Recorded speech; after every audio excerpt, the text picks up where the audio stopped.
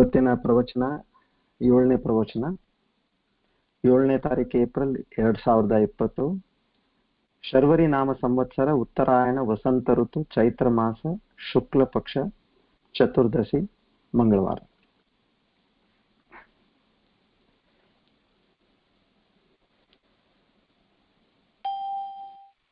ಆ ಪರಮಾತ್ಮನಲ್ಲಿ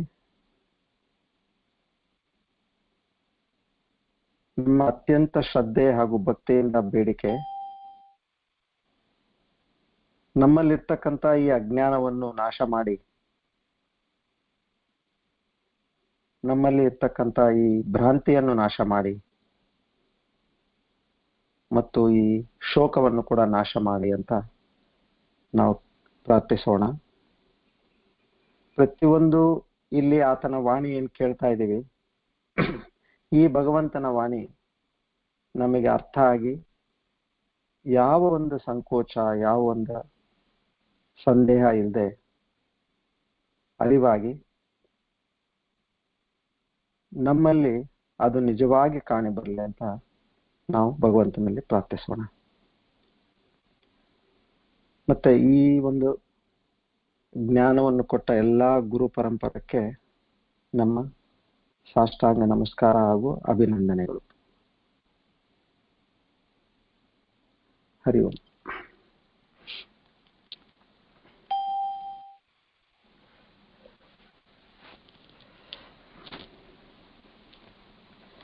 ನೋಡಿ, ನಾವು ಮನುಷ್ಯರಾಗಿ ನಮ್ಮಲ್ಲಿ ಪ್ರತಿಯೊಂದು ಆಕ್ಷನ್ ಮಾಡೋಕ್ಕಿಂತ ಮುಂಚೆ ನಾವು ವಿಚಾರ ಮಾಡ್ತೀವಿ. ಬಹಳ ಕ್ಲಾರಿಟಿ ನಮಗೆ ಬೇಕು. ಇವಾಗ ನಾವು ಒಂದು ಮೂವಿಗೆ ಹೋಗ್ತಾ ಇದೀವಿ ಅಂದ್ರೆ ನಮಗೆ ಫಸ್ಟ್ ಆ ಮೂವಿಯಲ್ಲಿ ಏನ್ ಬೇಕು ಅನ್ನೋದು ನೋಡ್ತೀವಿ. ನಮಗೇನು ಎಂಟರ್ಟೈನ್ಮೆಂಟ್ ಬೇಕಾ, ಥ್ರಿಲ್ ಬೇಕಾ, ಹಾರರ್ ಬೇಕಾ, ಇದನ್ನು ನೋಡಿ ನಾವು ಮೂವಿ ಸೆಲೆಕ್ಟ್ ಮಾಡ್ತೀವಿ. ಒಂದು ರೆಸ್ಟೋರೆಂಟ್ಗೆ ಹೋಗ್ಬೇಕಾದ್ರೆ ಕೂಡ ನಾವು ನೋಡ್ತೀವಿ, ಇವತ್ತೇನಪ್ಪ ನನಗೆ ಖಾರ ಊಟ ಮಾಡ್ಬೇಕಂದ್ರೆ ಸರಿ ಖಾನಾವಳಿಗೆ ಹೋಗೋಣ ಅಂತೀವಿ. ಇಲ್ಲ ನನಗೆ ಮೈಲ್ಡ್ ಆಗಿ ಊಟ ಮಾಡ್ಬೇಕಂದ್ರೆ ಇಟಾಲಿಯನ್ ರೆಸ್ಟೋರೆಂಟ್ಗೆ ಹೋಗೋಣ ಅಂತೀವಿ. ಸೊ ಈ ರೀತಿ ನಮ್ಮ ಒಂದು ಈ ಎಲ್ಲ ಸೆನ್ಸಸ್, ಈ ಬಾಡಿಯಲ್ಲಿ ಏನ್ ನಮಗೆ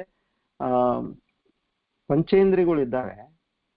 ಹೇಗೆ ಕಣ್ಣಿಗೆ ಮೂವಿ ಬಗ್ಗೆ ಆಯ್ತು, ನಾಲ್ಗೆಗೆ ನಮಗೆ ಊಟದ ಬಗ್ಗೆ ಆಯ್ತು, ಮತ್ತೆ ಯಾವ್ದಾದ್ರು ಒಂದು ಮ್ಯೂಸಿಕ್ ಕೇಳ್ಬೇಕಾದ್ರೂ ಕೂಡ ನಾವು ಅದನ್ನ ವಿಚಾರ ಮಾಡ್ತೀವಿ. ನಮ್ಗೆ ಲೌಡ್ ಮ್ಯೂಸಿಕ್ ಕೇಳ್ಬೇಕು, ಸಾಫ್ಟ್ ಮ್ಯೂಸಿಕ್ ಕೇಳ್ಬೇಕು, ಜಾಸ್ ಕೇಳ್ಬೇಕು, ಇಲ್ಲ ಕರ್ನಾಟಿಕ್ ಕೇಳ್ಬೇಕು. ಸೊ ನೋಡಿ, ಪ್ರತಿಯೊಂದರಲ್ಲೂ ನಾವು ಚಾಯ್ಸ್ ಇದೆ ನಮಗೆ. ಇವಾಗ ಬಾಡಿಯಲ್ಲಿ ಫಿಟ್ನೆಸ್ ಎಕ್ಸಸೈಸಿಗೆ ಬೇಕಂದ್ರೂ ಕೂಡ ನಾನು ಏನು ಯೋಗ ಮಾಡ್ಲು, ಇಲ್ಲ ಬೇರೆ ಯಾವ್ದಾದ್ರು ಎಕ್ಸಸೈಸಸ್ ಮಾಡ್ಲು ಅಂತೇಳಿ, ಇದು ಬಾಡಿಗೆ ಸಂಬಂಧ ಬಂದಾಗೆ ನಾವು ಪ್ರತಿಯೊಂದು ವಿಚಾರ ಮಾಡ್ತೀವಿ. ಹಾಗೆ ಮೈಂಡಿಗೆ ಬಂದಾಗೆ, ಮನಸ್ಸಿಗೆ ಬಂದಾಗೆ ನಾವು ಒಂದು ಸರಿಯಾದ ಒಂದು ಮೆಡಿಟೇಷನ್ ಕ್ಲಾಸ್ಗೆ ಹೋಗಿ ಅಲ್ಲಿ ಧ್ಯಾನ ಮಾಡಿ ಮನಸ್ಸನ್ನ ಕಾಮ್ ಮಾಡ್ಲಿಕ್ಕೆ ಏನೇನ್ ಬೇಕೋ ಅದನ್ನ ನಾವು ಮಾಡ್ತೀವಿ. ಮೆಡಿಟೇಷನ್ ಆಯ್ತು, ಒಂದು ರಿಟ್ರೀಟ್ ಆಯ್ತು, ಇದೆಲ್ಲ ಸಾಧನೆಗಳು. ಆದ್ರೆ ಇಲ್ಲಿ ಇವತ್ತು ನಾವ್ ಏನ್ ಮಾಡ್ತಾ ಇದ್ದೀವಿ, ನಾವು ನಮ್ಮ ಇಂದ್ರಿಯಗಳಾಗ್ಲಿ, ನಮ್ಮ ದೇಹಕ್ಕಾಗ್ಲಿ, ಇಲ್ಲ ನಮ್ಮ ಮನಸ್ಸಿಗಾಗ್ಲಿ ನಾವು ಮಾಡ್ತಾ ಇಲ್ಲ. ನಾವು ಮಾಡ್ತಾ ಇರೋದು ನಮ್ಮ ಆತ್ಮಕ್ಕೆ. ನಮ್ಮಲ್ಲಿ ಏನೊಂದು ಜೀವಾತ್ಮ ಇದೆ, ನಮ್ಮಲ್ಲಿ ಏನೊಂದು ಪರಮಾತ್ಮ ಇದಾನ ಒಳಗಡೆ, ಆ ಒಂದು ಜೀವಾತ್ಮಕ್ಕೆ ನಾವು ಮಾಡ್ತಾ ಇದ್ದೀವಿ. ಅಂದ್ರೆ ಇದಕ್ಕಿಂತ ಒಂದು ಏನಾದ್ರೂ ಶ್ರೇಷ್ಠ ಕೆಲಸ ಯಾವ್ದಾದ್ರು ಒಂದು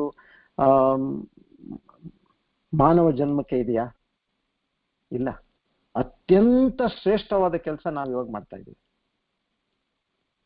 ಮತ್ತೆ ಇದರಲ್ಲೂ ಕೂಡ ನಮಗೆ ಕ್ಲಾರಿಟಿ ಬೇಕಲ್ಲ. ಮತ್ತೆ ಹೇಗೆ ನಾವು ಮೂವಿದು ನೋಡಿದ್ವಿ, ರೆಸ್ಟೋರೆಂಟ್ ನೋಡಿದ್ವಿ, ಹೇಗೆ ಕ್ಲಾರಿಟಿ ಇಂದ ನಾವು ಮುಂದೆ ಹೊರಟಿದೀವೋ, ಇದರಲ್ಲಿ ಕೂಡ ನಾವು ಇವಾಗ ಏನು ಮಾಡಿದೀವಿ, ಓಕೆ ಭಗವದ್ಗೀತಾ ಅಂತ ನಾವು ನಿಶ್ಚಯ ಮಾಡಿದೀವಿ, ಇದು ನಮ್ಮ ಆತ್ಮ ಉದ್ಧಾರಕ್ಕೆ ಈ ಪಾಠನ ಕಲಿಯೋಣ. ಭಗವದ್ಗೀತಾ ಗೊತ್ತು ನಮಗೆ, ಅದ್ರ ಮಹಿಮೆ ಎಲ್ಲ ನಾವು ಸಾಕಷ್ಟು ಮಾತಾಡಿದೀವಿ. ಎಲ್ಲ ಉಪನಿಷತ್ತುಗಳ ಸಾರ ಭಗವದ್ಗೀತಾ.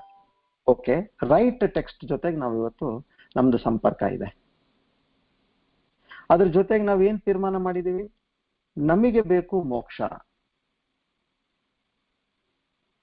ನಮ್ಮಲ್ಲಿರ್ತಕ್ಕಂಥ ಮೋಹ ನಷ್ಟ ಆಗ್ಬೇಕು, ಭ್ರಾಂತಿ ನಷ್ಟ ಆಗ್ಬೇಕು, ನಮ್ಮಲ್ಲಿ ದುಃಖ ನಷ್ಟ ಆಗ್ಬೇಕು. ನಿನ್ನೆ ನಾನು ಹೇಳ್ದಾಗೆ ಭಗವಂತ ಎಲ್ಲಾ ಕಡೆ ಏನಿದೆ ಇದೇ ಮಾತೆಂತ ಇದ್ದಾನೆ, ನಿನ್ನ ಚಿಂತೆ, ನಿನ್ನ ಕಷ್ಟ, ನಿನ್ನ ದುಃಖ ಅದು ದೂರ ಮಾಡೋದೇ ನನ್ನ ಕೆಲಸ. ಅದೇ ಉದ್ದೇಶದಿಂದ ನಾನು ಭಗವದ್ಗೀತೆ ಹೇಳಿದ್ದು. ಯಾಕಂದ್ರೆ ನನಗೆ ಗೊತ್ತು ತ್ರೇತಾಯುಗದಲ್ಲಿ ಈ ದ್ವಾಪರ ಯುಗದಲ್ಲಿ ಈ ತರದ್ದು ಒಂದು ಕಷ್ಟ ಇದಾದ ತಕ್ಷಣ ಕಲಿಯುಗ ಬರುತ್ತೆ. ಕಲಿಯುಗ ಬಂದಾಗ ಈ ತರ ಎಲ್ಲ ನರಳುತ್ತಾರೆ ಜನ ಅಂತೇಳಿ ನಾನು ಆಗ್ಲೇ ನಿಮ್ಗೆ ಕ್ವೆಶ್ಚನ್ ಪೇಪರು ಮತ್ತೆ ಆನ್ಸರ್ ಪೇಪರ್ ಎರಡೂ ಕೊಟ್ಟಿದ್ದೀನಿ. ಇದು ಯಾರ ಪುಣ್ಯ ಒಂದು ಫ್ರಕ್ಟಿಫೈ ಆಗಿರುತ್ತೆ, ಪುಣ್ಯ ಫ್ರಕ್ಟಿಫಿಕೇಶನ್ ಅಂದ್ರೆ ಯಾರ ಒಂದು ಪುಣ್ಯ ಫಲಿಸಿರುತ್ತೋ ಅವರಿಗೆ ಮಾತ್ರ ಇದು ಸಿಗುತ್ತೆ. ನಾನು ಎಷ್ಟೊಂದ್ ಕಡೆ ನೋಡಿದ್ದೇನೆ, ನಾವು ಕೇಳೋಣ, ನಾವು ಕಲಿಯೋಣ ಅಂತಂತಾರೆ, ಆದ್ರೆ ಏನೋ ಒಂದು ಕಷ್ಟ ಅವ್ರಿಗೆ. ಆಧ್ಯಾತ್ಮಿಕ ಆಯ್ತು, ದೈವಿಕ, ಆದಿದೈವಿಕ ಆಯ್ತು, ಇಲ್ಲ ಆದಿ ಭೌತಿಕ ಆಯ್ತು. ಈ ಮೂರು ಕಷ್ಟಗಳಲ್ಲಿ ಯಾವ್ದಾದ್ರು ಒಂದ್ ಬರುತ್ತೆ, ಇಲ್ಲ ಎರಡು ಬರುತ್ತೆ, ಇಲ್ಲ ಮೂರು ಬರುತ್ತೆ, ಬಟ್ ಅವ್ರಿಗೆ ಇದು ಸಿಗೋದಿಲ್ಲ. ಇದು ನನ್ನ ವೈಯಕ್ತಿಕ ಅನುಭವ. ಮತ್ತೆ ಸೊ ಯಾರಲ್ಲಿ ಪುಣ್ಯ ಇದೆಯೋ ಅವ್ರಿಗೆ ಮಾತ್ರ ಈ ವಾಣಿ ತಟ್ಟುತ್ತೆ. ಸೊ ಇವಾಗ ನಮಗೆ ಅದನ್ನು ಗೊತ್ತಾಯ್ತು. ಅಂದ್ರೆ ಏನಪ್ಪಾ, ನಾವು ಇವಾಗ ಒಂದು ಬಹಳ ಒಂದು ಉತ್ತಮವಾದ ಒಂದು ಶಿಖರವನ್ನ ನಾವು ಸೇರ್ಬೇಕಂತ ನಾವು ಇವತ್ತು ಇಲ್ಲಿ ನಾವು ರೆಡಿ ಆಗಿದ್ದೀವಿ. ಸೊ ಇವಾಗ ಸ್ವಲ್ಪ ಇದ್ರ ಕಡೆ ಆಲೋಚನೆ ಮಾಡೋಣ. ನಾವು ನಮಗೆ ಎಲ್ಲಿಗೆ ಹೋಗ್ಬೇಕು ಅದು ನಮಗೆ ಕ್ಲಾರಿಟಿ ಇದೆ, ಕ್ಲಿಯರ್ ಇದೆ ನಮಗೆ. ಸೊ ಮಧ್ಯದಲ್ಲಿ ನಮಗೆ ಅಡಚಣೆಗಳು ಏನ್ ಬರ್ತಾ ಇದೆ ಅಂತ ಒಂದ್ಸರ್ತಿ ನಾವು ಇದ್ರ ಕಡೆ ಲಕ್ಷ್ಯ ಕೊಟ್ರೆ ಏನಾಗುತ್ತೆ, ನಮ್ಮ ಪ್ರಯಾಣ ಸುಗಮ ಆಗುತ್ತೆ ಅಲ್ವಾ. ನಾವು ಎಲ್ಲಿಗೆ ಹೋಗ್ಬೇಕು ಅಂತ ಐಡಿಯಾ ಇದೆ, ಹರ್ಡಲ್ಸ್ ನೋಡ್ಬೇಕಷ್ಟೇ ನಾವು ಇವಾಗ. ಸೊ ಇವಾಗ ನಾವು ಅದಕ್ಕೆ ಬರೋಣ, ಆ ಒಂದು ವಿಷಯಕ್ಕೆ ಬಂದು ಇವತ್ತು ಮತ್ತೆ ಒಂದಿಷ್ಟು ಕ್ಲಾರಿಟಿ ನಮ್ಮಲ್ಲಿ ಏನಂದ್ರೆ ಆ ಒಂದು ಧೈರ್ಯ, ಸ್ಥೈರ್ಯ ಮತ್ತೆ ಒಂದು ಮನದಟ್ಟಿನಿಂದ ನಾವು ಮಾಡ್ತಕ್ಕಂಥ ಒಂದು ಉದ್ದೇಶ ಏನಿದೆ ಅದು ನಮಗೆ ಸ್ಥಿರ ಆಗ್ಬೇಕು ಇವತ್ತು. ನಿನ್ನೆ ನಾವು ಜೀವಾತ್ಮದ ಬಗ್ಗೆ ನಾವು ಮಾತಾಡಿದ್ವಿ. ಸ್ಥೂಲ ಶರೀರ ಏನನ್ನೋದು ನೋಡ್ಕೊಂಡ್ವಿ, ಸೂಕ್ಷ್ಮ ಶರೀರ ಮತ್ತು ಕಾರಣ ಶರೀರ ಇದೆಲ್ಲ ಗೊತ್ತಾಯ್ತಲ್ಲ. ಇದು ಒಂದು ನಮಗೆ ತಿಳುವಳಿಕೆ ಬಂತು. ಹೌದು, ನಾವು ಇವಾಗ ಜೀವಿಸ್ತಾ ಇದ್ದೀವಿ, ನಮಗೆ ಜೀವ ಅಂತ ಅಂತಾರೆ, ಜೀವಾತ್ಮ ಅಂತಾರೆ. ಪರಮಾತ್ಮನಿಗೆ ಒಂದು ದೇಹ ಆಕಾರ ಇದ್ರೆ ಅದಕ್ಕೆ ಜೀವಾತ್ಮ ಆಯ್ತು, ದೇಹ ಆಕಾರ ಇಲ್ಲ ಅಂದ್ರೆ ಅದು ಪರಮಾತ್ಮ ಆಯ್ತು. ಸೊ ಈ ಒಂದು ಜೀವಾತ್ಮ ಒಂದು ಕಾಲಕ್ಕೆ ಇದಕ್ಕೆ ಮರಣ ಇದ್ದೇ ಇದೆ. ಯಾವುದು ಹುಟ್ಟುತ್ತೋ ಅದಕ್ಕೆ ಸಾವು. ಇದು ನಮ್ಮ ಶಾಸ್ತ್ರದಲ್ಲೂ ಹೇಳ್ತಾರೆ, ಮತ್ತೆ ಐನ್ಸ್ಟೈನ್ ಕೂಡ, ಗ್ರೇಟೆಸ್ಟ್ ಸೈಂಟಿಸ್ಟ್ ಕೂಡ ಅದೇ ಹೇಳ್ತಾನೆ, anything which is born has to die. So ನಾವೇನ್ ಅನ್ಕೊಂಡ್ವಿ, ಇಲ್ಲ ನಮಗೆ ರೀಬರ್ತ್ ಬೇಡ, ನಮಗೆ ಈ ಜೀವ ಏನಿದೆ ಯಾವತ್ತೋ ಒಂದು ದಿನ ಈ ಜೀವ ಹೋಗುತ್ತೆ, ನಮಗೆ ರೀಬರ್ತ್ ಬೇಡ ಅಂತ ನಾವೊಂದು ನಿಶ್ಚಯ ಮಾಡಿದ್ವಿ. ಅದೇ ಅಲ್ಲ ನಮ್ ಗೋಲ್ ಅಂದ್ರೆ, ಮತ್ತೆ ಸಾಲ್ವೇಷನ್, ಮೋಕ್ಷ, ರಿಯಲೈಸೇಷನ್ ಅಂದ್ರೆ. ಸೊ ಯಾವಾಗ ನಾವೊಂದು ಈ ತೀರ್ಮಾನ ತಗೊಂಡಿದೀವೋ ಇದರಲ್ಲಿ ಹರ್ಡಲ್ಸ್, ಅಡಚಣೆ ಏನ್ ಬರುತ್ತೆ ಅನ್ನೋದು ಒಂದು ನೋಡೋದು ನಮ್ದು ಕೆಲಸ. ಆಮೇಲೆ ನಾವು ತಗೊಂಡಿದ್ದ ತೀರ್ಮಾನ ಸರಿ ಇದೆಯೋ ಇಲ್ಲೋ ಅಂತಾನು ಇನ್ನೊಮ್ಮೆ ಒಂದ್ಸರ್ತಿ ನೋಡೋಣ. ನೀವ್ ಹೇಳ್ತೀರಪ್ಪ ಜೀವ ಹೋಗುತ್ತೆ, ಜೀವ ಹೋದ್ಮೇಲೆ ಮತ್ತೆ ರೀ ಬರ್ತಿದೆ ಅಂತ ನೀವ್ ಹೇಳ್ತೀರಿ, ಆದ್ರೆ ಇದಕ್ಕೇನಾದ್ರೂ ಒಂದು ಪ್ರಮಾಣ ಇದೆಯಾ? ಸೊ ಈ ವಿಷಯದಲ್ಲಿ ಒಂದು ಸ್ವಲ್ಪ ಇವತ್ತು ವಿಚಾರ ಮಾಡೋಣ. ಅಂದ್ರೆ ನಮಗೆ ಎಷ್ಟು ಒಂದು ನಮಗೆ ಮನಸ್ಸಲ್ಲಿ ಒಂದು ಖಾತ್ರಿ ಇರುತ್ತಲ್ಲ, ಸೊ ನಮ್ಮ ಪ್ರಯಾಣ ಕೂಡ ಅಷ್ಟೇ ಚೆನ್ನಾಗಿರುತ್ತೆ. ಸೊ ಇದರಲ್ಲಿ ಮೊದಲನೇ ಪ್ರಮಾಣ ಏನಪ್ಪಾ ಅಂದ್ರೆ ನಮ್ಮ ಸ್ಕ್ರಿಪ್ಚರಲ್ ಅಥಾರಿಟಿ ಅಂತೀವಿ, ಶ್ರುತಿ ಪ್ರಮಾಣ.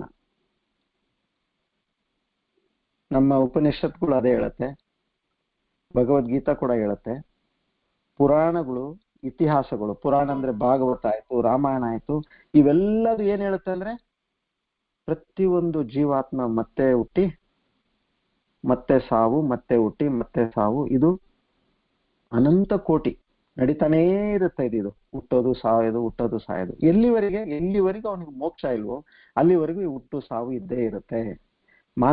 ಮಾನವ ಜನ್ಮ ಮಾತ್ರ ಅಲ್ಲ, 84 ಲಕ್ಷ ಯೋನಿಯಲ್ಲಿ ಯಾವುದೆಲ್ಲಾದ್ರೂ ಹುಟ್ಟಬಹುದು.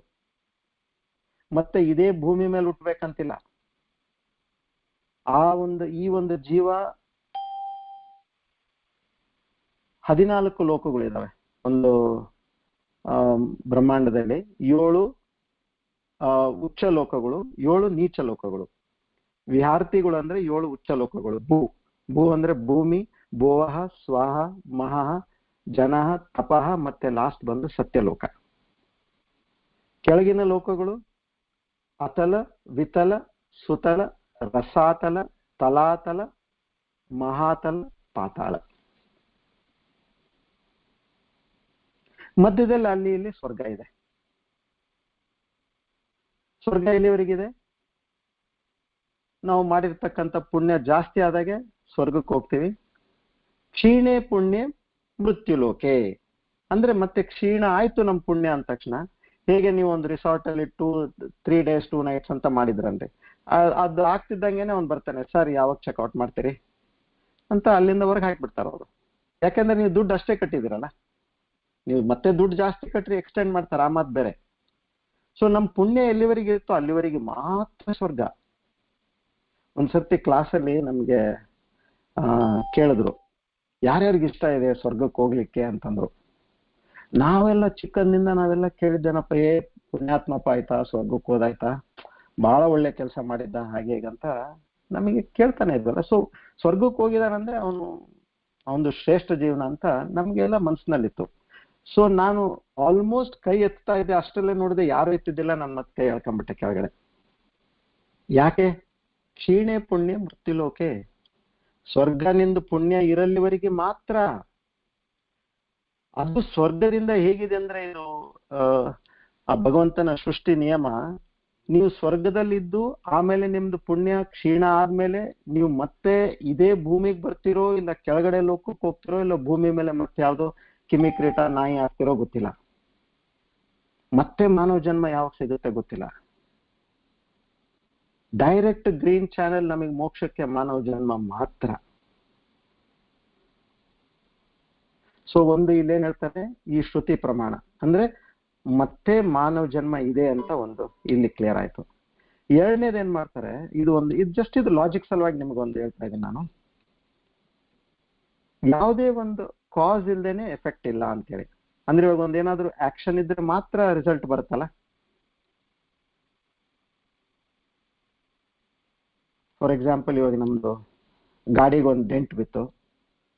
ಆ ಡೆಂಟ್ ಬಂತಂದ್ರೆ ಮತ್ತೆ ಅದೇನಾದ್ರೂ ಒಂದು ಆಕ್ಷನ್ ಇರೋದ್ರಿಂದ ರಿಸಲ್ಟ್ ಡೆಂಟ್ ಬಂದಿದೆ ಅಂದ್ರೆ ನಾನೆಲ್ಲಾದ್ರೂ ಗುದ್ದಿರ್ಬೇಕು, ಇಲ್ಲ ಅಂದ್ರೆ ಯಾರಾದ್ರೂ ಬಂದು ಅದನ್ನ ನಮ್ ಗಾಡಿಗೆ ಗುದ್ದಿರ್ಬೇಕು, ಇಲ್ಲ ಏನೋ ಮೇಲಿಂದ ಯಾವ್ದಾದ್ರು ವಸ್ತು ಬಿದ್ದು ಅದು ಆಗಿರ್ಬೇಕು. ಸೊ ಏನಾಯ್ತು, ಅಲ್ಲಿ ಡೆಂಟ್ ಬರೋದಕ್ಕೆ ಕಾರಣ ಒಂದು ಆಕ್ಷನ್ ಬೇಕು. ಸೊ ಆಕ್ಷನ್ ಇರೋದ್ರಿಂದಾನೇ ನಾವು ಈ ಜಗತ್ತಿನಲ್ಲಿ ಸಾಕಷ್ಟು ವ್ಯತ್ಯಾಸ ನೋಡ್ತಾ ಇದೀವಿ. ಕೆಲವರು ಬಡವ್ರ ಮನೆಯಲ್ಲಿ ಹುಟ್ಟುತ್ತಾರೆ, ಕೆಲವರು ಅತ್ಯಂತ ಶ್ರೀಮಂತರ ಮನೆಯಲ್ಲಿ ಹುಟ್ಟುತ್ತಾರೆ, ಕೆಲವರು ಬಹಳ ಬುದ್ಧಿವಂತರಾಗಿ ಹುಟ್ಟುತ್ತಾರೆ, ಕೆಲವರು ಬಹಳ ದಡ್ಡರಾಗಿ ಹುಟ್ಟುತ್ತಾರೆ, ಕೆಲವರು ಚೈಲ್ಡ್ ಪ್ರೊಡಿಜೀಸ್ ಅಂತೀವಿ. ಹುಟ್ಟದಾಗೇನೆ ಏನಿದೆ ಅವರಲ್ಲಿ ಅತ್ಯಂತ ಒಂದು ಕುಶಲತೆ, ಏನು ವೀಣಾ ಹಾಗೆ ಬಾರಿಸ್ತಿರ್ಬೋದು, ಇಲ್ಲ ಭಗವದ್ಗೀತೆ ಚಾಂಟ್ ಮಾಡ್ತಿರ್ಬೋದು, ಇಲ್ಲ ಅಂದ್ರೆ ಅವ್ರೇನಿದೆ ಸ್ಪೋರ್ಟ್ಸ್ ಮನ್ ಆಗಿರ್ಬೋದು. ಹುಟ್ಟಿದ್ದಂಗೆನೆ 5-6 ವರ್ಷ ಮಗು ಇದ್ದಾಗೇನೆ ಅದ್ರಲ್ಲಿ ಆ ಒಂದು ಕಲಾ ಅವರಲ್ಲಿ ಕಂಡು ಬರುತ್ತೆ.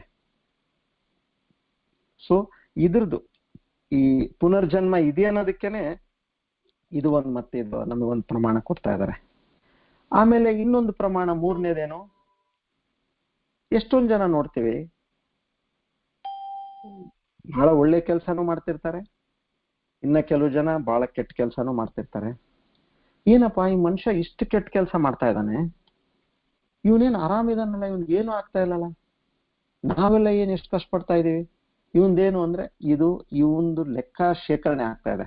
ಪಾಪ ಆಯ್ತು ಪುಣ್ಯ ಆಯ್ತು, ಅದಕ್ಕೂ ಇನ್ನೊಂದು ಜನ್ಮ ಬರುತ್ತೆ, ಎಲ್ಲಿ ಅವನಿಗೆ ಅದಕ್ಕೆ ಉತ್ತರ ಕೊಡುತ್ತೆ. ಸೊ ಈ ಕಾಂಪ್ಯೂಟೇಷನ್ ಏನಾಗುತ್ತೆ, ನಮ್ದು ಪಾಪ ಪುಣ್ಯಗಳ ಕಾಂಪ್ಯೂಟೇಷನ್, ಈ ಒಂದು ಫಾರ್ಮುಲಾದಲ್ಲಿ ಇವೆಲ್ಲ ವ್ಯತ್ಯಾಸಗಳು ಕಂಡು ಬರುತ್ತೆ ನಮಗೆ.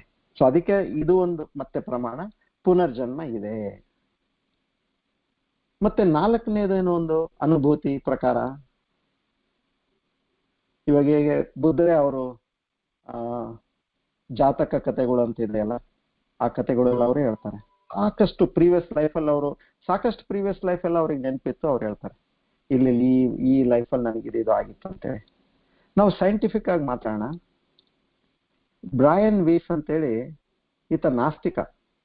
ಈ ಮನುಷ್ಯಂಗೆ ಒಂದು ರಿಯಲ್ ಲೈಫ್ ಎಕ್ಸ್ಪೀರಿಯನ್ಸ್ ಆಯ್ತು. ಮೆನಿ ಲೈಫ್ಸ್ ಮೆನಿ ಮಾಸ್ಟರ್ಸ್ ಅಂತೇಳಿ ಬೆಸ್ಟ್ ಸೆಲ್ಲರ್ ಬುಕ್ ಬರೆದ್ರು ಅವರು. ಅವರು ಹೇಳಿದ್ರು ಎಸ್, ಡೆತ್ ಆದ್ಮೇಲೆ ಮತ್ತೆ ರೀಬರ್ತ್ ಇದೆ. ರೇಮಂಡ್ ಮೂಡಿ ಅಂತ ಅವರು ಲೈಫ್ ಆಫ್ಟರ್ ಲೈಫ್ ಅಂತ ಅವರು ಒಂದು ಪುಸ್ತಕ ಬರೆದ್ರು. ಸೊ ಇಲ್ಲಿ ಒಂದು ಕ್ಲಾರಿಟಿ ನಮ್ಗೆ ಏನ್ ಬಂತು, ದಟ್ ಪಕ್ಕ ನಮ್ದು ಈ ಒಂದು ಜೀವ ಹೋಯ್ತು ಅಂದ್ರೆ ನಮಗೆ ಮುಂದೆ ಮತ್ತೆ ಲೈಫ್ ಇದೆ. ಯಾವ ತರದ ಲೈಫು ಡಿಪೆಂಡ್ಸ್ ಆನ್ ಅವರ್ ಕರ್ಮ. ನಾವು ಮತ್ತೆ ಇರೋ ಒಂದು ಸಮಯದಲ್ಲಿ ನಾವು ಏನ್ ಮಾಡ್ಬೇಕು. ಇವಾಗ ಹೇಗೆ ನಾವು US ಹೋಗ್ಬೇಕಂತಿದೀವಿ ಅಂದ್ರೆ ನಾವು ತಯಾರಿ ಮಾಡ್ತೀವ ಇಲ್ಲ, ನಾವು ವೀಸಾ ರೆಡಿ ಆಗಿದೆಯಲ್ಲೋ ನೋಡ್ತೀವಿ, ನಮ್ ಟಿಕೆಟ್ ಸರಿಯಾಗಿದೆಯಲ್ಲೋ ನೋಡ್ಕೊಂತೀವಿ, ಅಲ್ಲಿಗೆ ತಗೊಂಡು ಹೋಗ್ಲಿಕ್ಕೆ ಬಟ್ಟೆಗಳನ್ನ ಯಾವ್ಯಾವ ತರದ ಬಟ್ಟೆ ಇರುತ್ತೆ, ಅಲ್ಲಿ ವೆದರ್ ಹೇಗಿದೆ ಅಂತ ನೋಡ್ಕೊಂಡು ನಾವು ಬಟ್ಟೆಗಳು ತಯಾರು ಮಾಡ್ತೀವಿ. ಅಲ್ಲಿ ಕರೆನ್ಸಿ ಏನಿದೆ ನೋಡ್ಕೊಂಡು ಆ ಕರೆನ್ಸಿ ವ್ಯವಸ್ಥೆ ಮಾಡ್ಕೊಂತೀವಿ. ಅಲ್ಲಿಗೆ ಯಾವ್ದು ಸಾಮಾನು ನಾವು ಲಗೇಜ್ ಅಲ್ಲಿ ತಗೊಂಡು ಹೋಗ್ಬೋದು, ಯಾವ್ದು ತಗೊಂಡು ಹೋಗ್ಬಾರ್ದು, ಅದ್ರ ಬಗ್ಗೆ ಎಲ್ಲ ನಮ್ಗೆ ಕಾಳಜಿ ಇರುತ್ತೆ. ಮತ್ತೆ ವೇಟ್ ಬಗ್ಗೆ ಕೂಡ ನಾವು ಸಾಕಷ್ಟು ಗಮನ ಕೊಟ್ಟು ಜಾಸ್ತಿ ಭಾರವಾದ ವಸ್ತುಗಳು ಹಾಕ್ಲಾರ್ದಂಗೆ ಸೂಟ್ ಕೇಸ್ ಕೂಡ ಲೈಟ್ ಸೂಟ್ ಕೇಸ್ ತಗೊಳ್ಳೋದು, ಮತ್ತೆ ಅದು ಹೆವಿ ಸೂಟ್ ಕೇಸ್ ತಗೊಳಂಗಿಲ್ಲ. ಸೊ ಇಷ್ಟೆಲ್ಲ ನಾವು ಪ್ರಯತ್ನ ಏನು ಪ್ರಿಪರೇಷನ್ ಎಲ್ಲ ಮಾಡಿ ನಾವು ಫಾರಿನ್ ಟ್ರಿಪ್ಗೆ US ಹೋಗ್ಲಿಕ್ಕೆ ನಾವು ತಯಾರಾಗ್ತೀವಿ. ಸೊ ಇವಾಗ ನಾವು ಕೂಡ ಮಾಡ್ತಾ ಇರ್ತಕ್ಕಂಥದ್ದು ನಮ್ಮ ಒಂದು ಆತ್ಮದ ವಿಚಾರಕ್ಕೆ ನಾವೇನ್ ಮಾಡ್ತಾ ಇದ್ದೀವಿ. ಮತ್ತೆ ಇದು ಆತ್ಮ ಎಲ್ಲಿಗೆ ಹೋಗುತ್ತೆ, ಪರಲೋಕಕ್ಕೆ ಹೋಗುತ್ತೆ. ಸೊ ಅಂದ್ರೆ ಏನಾಯ್ತು, ಇವಾಗ ನಮ್ಮ ಸಾಧನೆ ಎಲ್ಲ ಪರಲೋಕ ಸಾಧನೆ ಆಯ್ತು. ಹೈಯೆಸ್ಟ್ ಸಾಧನೆ ಜೀವನದಲ್ಲಿ ಯಾರು ಮಾಡ್ಬೋದು, ಹೈಯೆಸ್ಟ್ ಸಾಧನೆ ಪರಲೋಕ ಸಾಧನೆ. ಸೊ ಈ ಪರಲೋಕ ಸಾಧನೆ ಇವಾಗ ಮತ್ತೆ ನಾವು ವಿಚಾರ ಏನಾಯ್ತು, ಹೌದು ನನಗೆ ಸ್ವರ್ಗಕ್ಕೆ ಹೋಗೋದು ಬೇಡ, ಯಾಕೆ ಅದು ಟೆಂಪರರಿ, ಅದು ಬೇಡ, ನನಗೆ ಮೋಕ್ಷನೇ ಬೇಕು. ಇವಾಗ ಮತ್ತೆ ನಮಗೆ ಮನಸ್ಸು ಗಟ್ಟಿ ಆಯ್ತು, ನಾವೊಂದು ಸರಿಯಾದ ದಾರಿಯಲ್ಲಿದ್ದೀವಿ, ಆಮೇಲೆ ನಾವು ಸರಿಯಾದ ಕಡೆ ಹೋಗ್ತಾ ಇದೀವಿ. ಇವಾಗ ನೋಡಿ, ನೀವು ಯಾವ್ದಾದ್ರು ಒಂದು ಊರಿಗೆ ಹೋಗ್ಬೇಕಾದ್ರೆ ರೋಡಲ್ಲಿ ಹೋಗ್ತಾ ಇರ್ತೀರ, ಅಲ್ಲಿ ಎಲ್ಲೋ ಲೆಫ್ಟ್ ಟರ್ನು ರೈಟ್ ಟರ್ನು ಬರುತ್ತೆ. ನೀವೇನ್ ಮಾಡ್ತೀರಾ, ಯಾವ ರೋಡ್ ಚೆನ್ನಾಗಿದೆ ಆ ರೋಡಲ್ಲಿ ಹೋಗೋದಿಲ್ಲ ನೀವು. ನಾನು ಎಲ್ಲಿಗೆ ಹೋಗ್ಬೇಕಂತಿದ್ದೀನಿ, ಯಾವ ಊರಿಗೆ ಹೋಗ್ಬೇಕಂತಿದ್ದೀನಿ, ಆ ಊರಿಗೆ ರೋಡ್ ಹೋಗುತ್ತೋ ಇಲ್ಲೋ ಅಂತ ನಾವು ಮೊದಲೇ ಡಿಸೈಡ್ ಮಾಡ್ತೀವಿ, ಆ ಖಾತ್ರಿ ಮಾಡ್ಕೊಂತೀವಿ. ಆದ್ಮೇಲೆ ಕೂಡ ಇನ್ನೊಬ್ಬರ ಹತ್ರ ಕೇಳ್ತೀವಿ, ಏನಪ್ಪಾ ಈ ಊರಿಗೆ ಹೋಗತ್ತಾ ಅಂದ್ರೆ ಹೋಗಿ ಸ್ವಾಮಿ ಅಂದ್ರೆ ಹೋಗ್ತೀವಿ.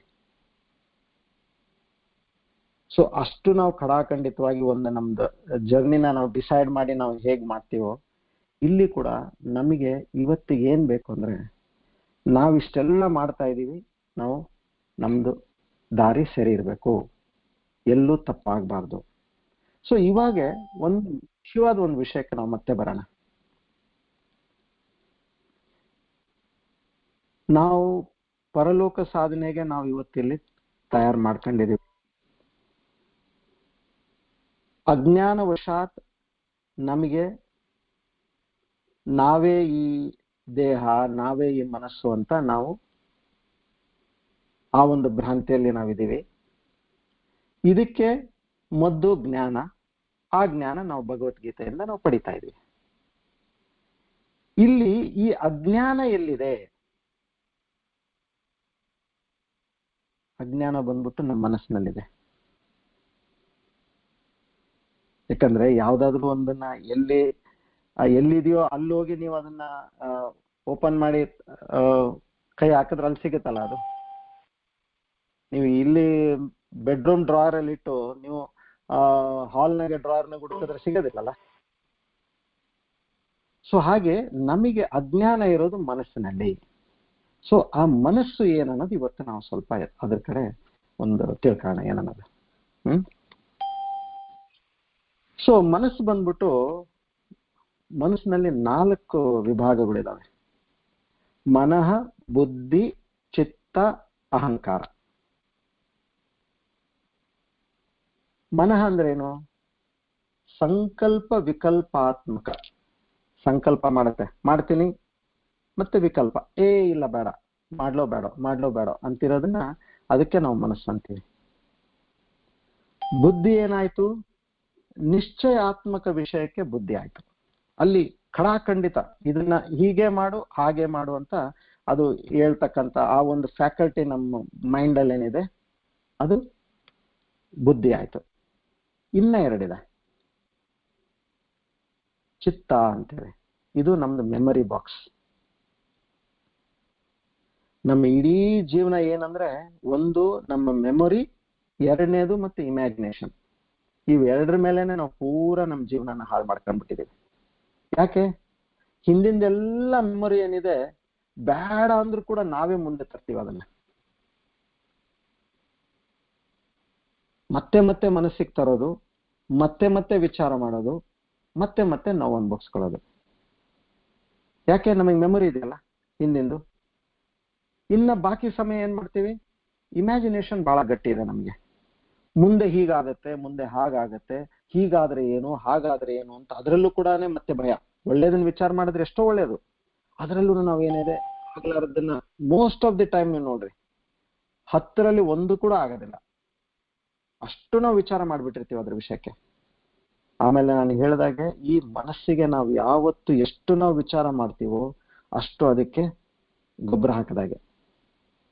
ಸೊ ಇದು ನಮ್ಮ ಚಿತ್ತ, ಮೆಮರಿ ಮಾಡ್ತಕ್ಕಂಥ ಕೆಲಸ. 4ನೇದು ಅಹಂ.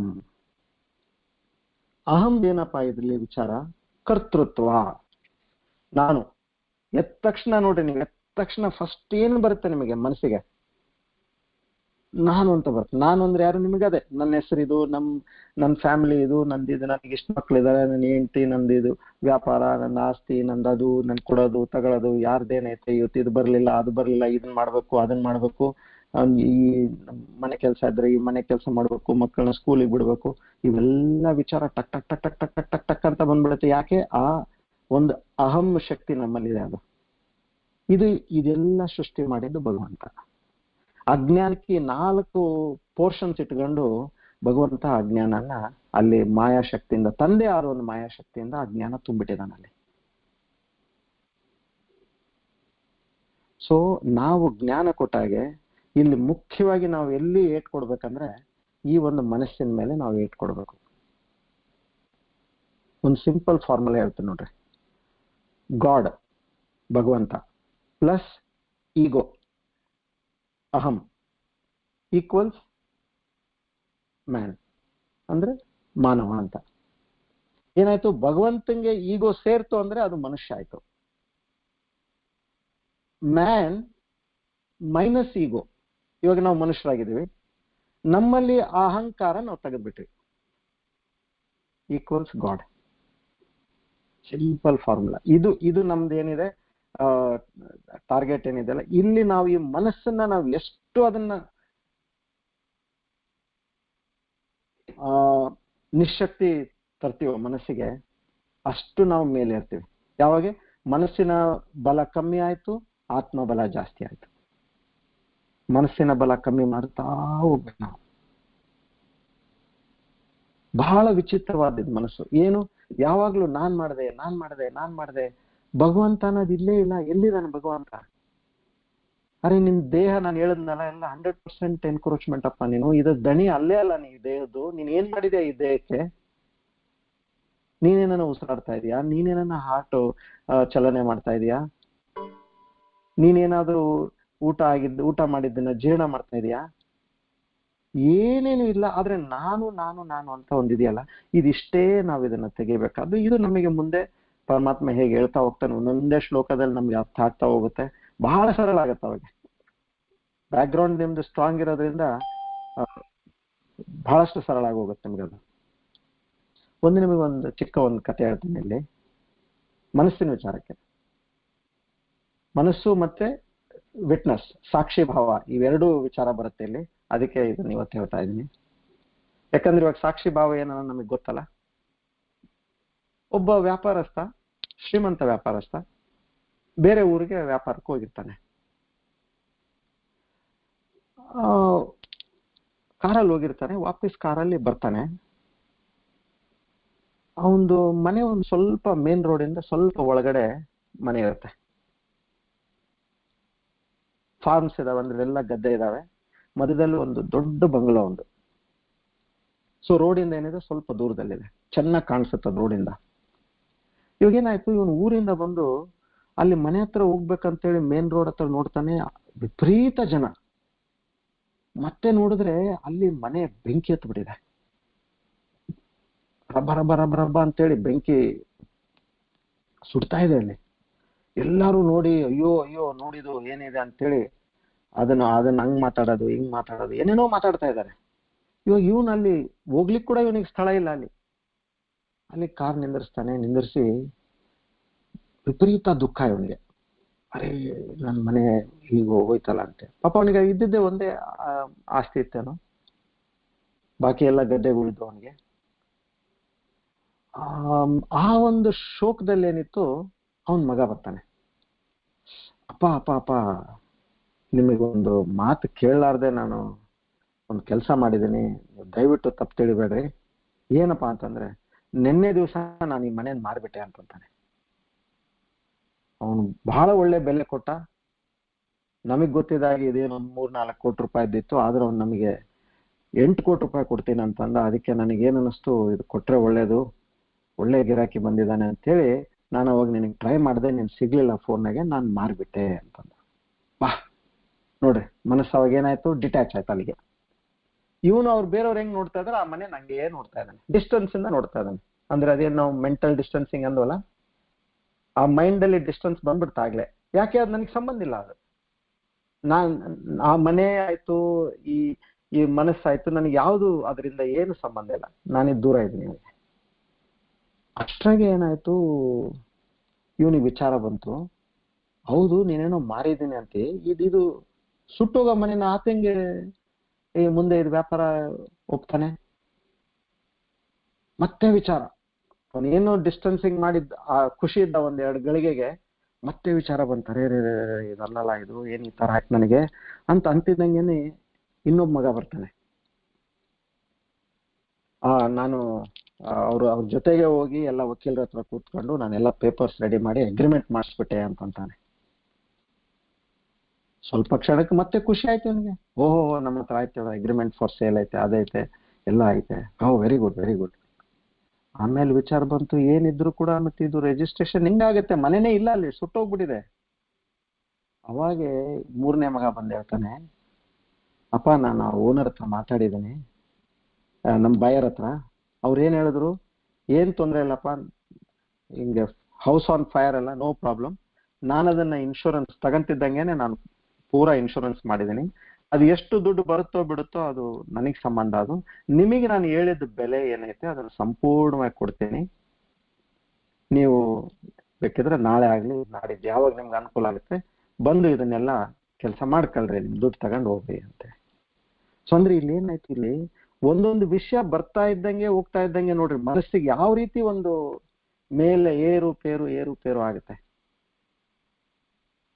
ಸೊ ಮನಸ್ಸಿಗೆ ಯಾವುದೇ ಆಯ್ತು, ಏನೇ ವಿಚಾರ ಬಂದ್ರು ಕೂಡ ಕೆಲವು ಕ್ಷಣಕ್ಕೆ ಬರುತ್ತೆ, ಮತ್ತೆ ಕೆಲವು ಕ್ಷಣಕ್ಕೆ ಹೋಗುತ್ತೆ. ನಾವೇನ್ ಮಾಡ್ತಾ ಇದೀವಿ ಅಂದ್ರೆ ಅದಕ್ಕೆ ಅಲ್ಲೇ ಕೂಡಿಸ್ಕೊಂಡು ಊಟ ಹಾಕ್ಸ್ಕೊಂಡು ಅದಕ್ಕೆ ಸಾಕಷ್ಟು ಖುಷಿಯಿಂದ ನಾವು ನಮಗೆ ಬೇಕು, ಅದ್ರಲ್ಲಿ ಏನೋ ಒಂದು ನಾವು ದುಃಖವಾಗಿರೋದು ಅದೊಂಥರ ನಮಗೆ ಸಂತೋಷ ಆಗ್ಬಿಟ್ಟಿದೆ. ಸೊ ಅದಕ್ಕೆ ಯಾವುದೇ ವಿಚಾರ ಬಂದ್ರೆ ಅದನ್ನ ನೀವು ಪೂರಾ ಡಿಸ್ಟೆನ್ಸ್ ಇಂದ ಅಬ್ಸರ್ವ್ ಮಾಡ್ಬೇಕು. ಈ ವಿಚಾರ ಬಂದಿರೋದು ಮನಸ್ಸಿಗೆ, ನನಗಲ್ಲ, ನಾನಿದ್ರ ಅಬ್ಸರ್ವರ್.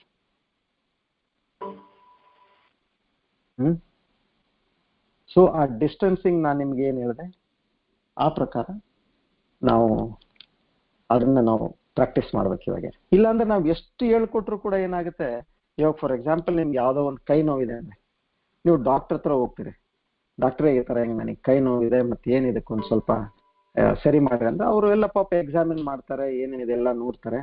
ನೋಡಿ ನಿಮಗೇನೆ ಸ್ವಲ್ಪ ಔಷಧ ಬರ್ಕೊಟ್ಟು ನಿಮಗೆ ಕೆಲವು ಎಕ್ಸರ್ಸೈಸ್ ಹೇಳ್ತಾರೆ. ಅಪ್ಪ ನೀನ್ ಈ ರೀತಿ ಕೈ ಮೇಲೆ ಕೆಳಗೆ ಈ ಕಡೆ ಆ ಕಡೆ ಈ ತರ ನೀನ್ ಇಷ್ಟಿಷ್ಟು ಕೌಂಟು 3 ಸರ್ತಿ ದಿನಕ್ಕೆ ಮಾಡ್ಬೇಕು ಅಂತೇಳಿ ನಿಮಗೆ ಅವರು ಹೇಳ್ತಾರೆ. ಪ್ರಯತ್ನ ಮಾಡ್ಬೇಕಲ್ಲ, ಬರೀ ಅವ್ರ ಪ್ರಿಸ್ಕ್ರಿಪ್ಷನ್ ಕೊಟ್ಟಿದ್ದನ್ನ ತಗೊಂಡ್ ಬಂದ್ಬಿಟ್ಟು ಔಷಧನೂ ತಗೊಳ್ಳಿಲ್ಲ, ವ್ಯಾಯಾಮನೂ ಮಾಡಲಿಲ್ಲ ಅಂದ್ರೆ ನಿಮ್ ಕೈ ಸರಿ ಹೋಗುತ್ತಾ? ಸೊ ಹಾಗೇನೆ ಇಲ್ಲಿ ಏನೇನ್ ನಮಗೆ ದಾರಿ ಹೇಳ್ಕೊಟ್ಟಿದಾರೋ ಅದನ್ನ ನಾವು ಇವಾಗ ನಮ್ಮ ಪರಲೋಕ ಸಾಧನೆಗೆ, ಹೇಗೆ ನೀವು ಇವಾಗ US ಹೋಗ್ಬೇಕಾದ್ರೆ ಇಷ್ಟು ತಯಾರಿ ಮಾಡ್ತಿದ್ರಲ್ಲ, ಯಾವ ಕ್ಷಣಕ್ಕೆ ನಾವು ಈ ದೇಹನ ಬಿಡ್ತೀವೋ ನಮಗೆ ಗೊತ್ತಿಲ್ಲ. ಸೊ ಇಮ್ಮಿಡಿಯೇಟ್ ಇದರಿಂದ ಮೊದಲನೇದು ನಾವು ಪರಮಾತ್ಮಂಗೆ ಶರಣಾಗ್ಬಿಟ್ರೆ, ನಾನು ಶರಣಾಗ್ಬಿಟ್ಟಿದ್ದೀನಪ್ಪ ನಿನಗೆ, ಯಾವಾಗ ಏನಾಗುತ್ತೋ ನನಗೆ ಗೊತ್ತಿಲ್ಲ, ನಾನು ನಿನ್ ಕಾಲಿಡಿದ್ದೀನಿ, ಅವಾಗ ಮುಂದೆ ಕರ್ಕೊಂಡು ಹೋಗೋದು ನಿಂದು. ನೀನೇ ಹೇಳಿದೆ ಭಗವದ್ಗೀತೆ, ಅವನಿಗೆ ರೆಫರೆನ್ಸ್ ಹೇಳೋದು, ಈ ಶ್ಲೋಕದಲ್ಲಿ ನೀನು ಇದು ಹೇಳಿದ್ಯಾ ಅಂತಿದೆ ಹೇಳಿ ನಮ್ಮ ಪ್ರಯತ್ನ ನಾವು ಸ್ಟಾರ್ಟ್ ಮಾಡೋದು. ಸೊ ಇವಾಗ ನಾವೇನ್ ಮಾಡೋಣ ಅಂದ್ರೆ ಒಂದು 3 ನಿಮಿಷ ಇದನ್ನ ಮೆಡಿಟೇಷನ್ ಮಾಡೋಣ. ನಾನು ನಿಮಗೆ ಮೊನ್ನೆ ಹೇಳಿದ ಪ್ರಕಾರ ಹೇಗೆ ನೀರು ಹರಿತಾ ಇರುತ್ತನ್ರಿ, ಅದನ್ನ ನಾನು ಇವಾಗ ಮ್ಯೂಸಿಕ್ ಹಾಕ್ತೀನಿ, ನೀರು ಹರಿಯೋದು. ಅದನ್ನ ಕೇಳ್ತಾ ಕೇಳ್ತಾ ಏನಿದೆ ಒಂದು 3 ನಿಮಿಷ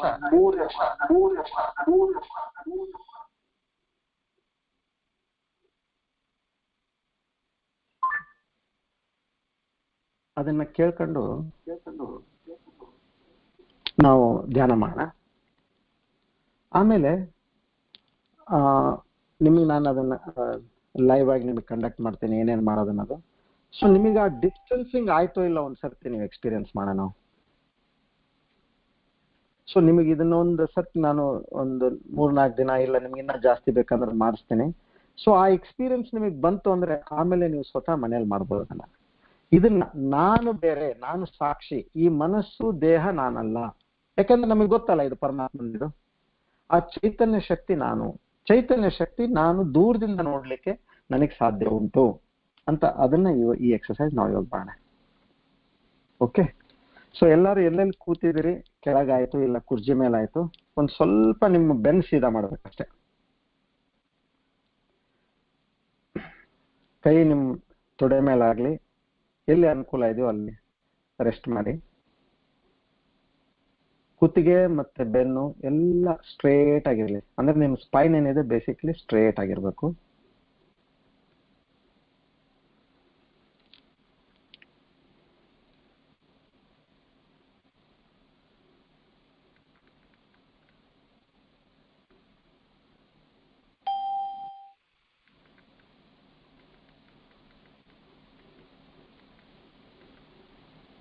ನಿಮ್ಮ ಶ್ವಾಸದ ಕಡೆ ಸ್ವಲ್ಪ ಗಮನ ಕೊಡಿ.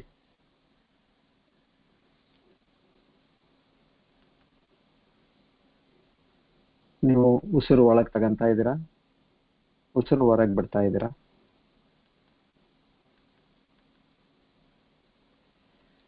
ನೀವು ಎಲ್ಲಿ ಕೂತಿದ್ದೀರಾ ನಿಮಗೆ ಸಂಪೂರ್ಣ ಅರಿವಿದೆ, ನಿಮ್ಮ ದೇಹದ ಅರಿವಿದೆ, ನಿಮ್ಮ ಉಸಿರಿನ ಅರಿವಿದೆ.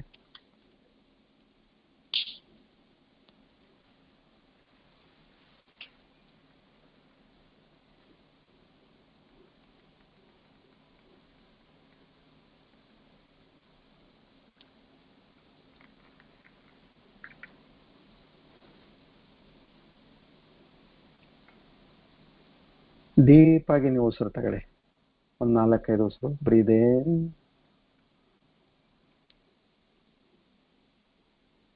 Breathe out.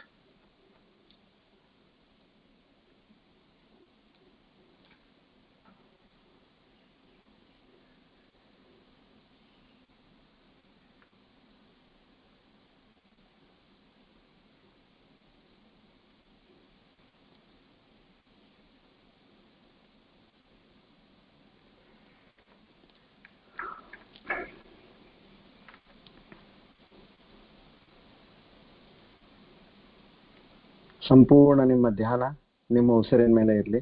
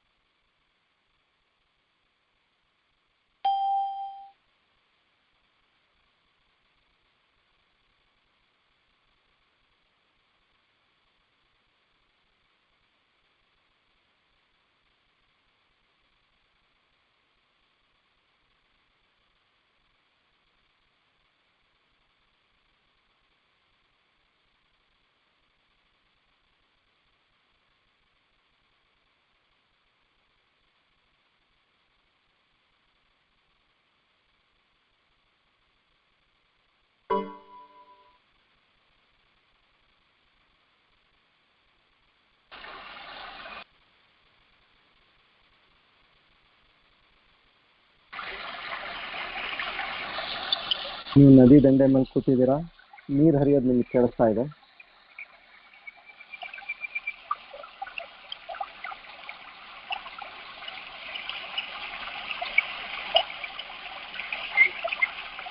ಒಂದು 2 ನಿಮಿಷವರೆಗೂ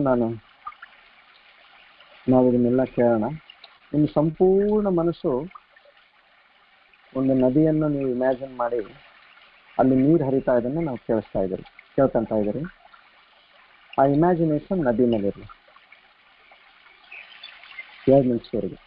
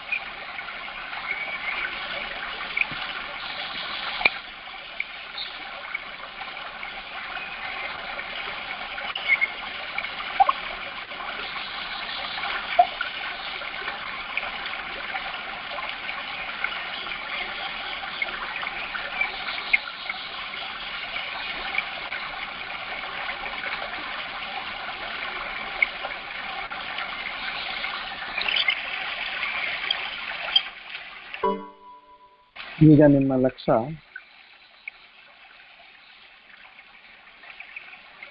ನಿಮ್ಮ ಉಸಿರಿನ ಮೇಲೆ ಬರಲಿ.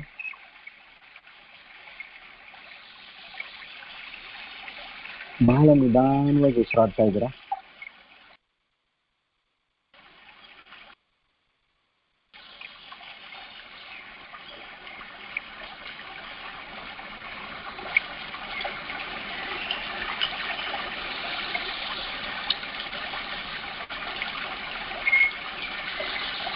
ನೀವು ನಿಧಾನಕ್ಕೆ ಕಣ್ತೆಗಿರಿ.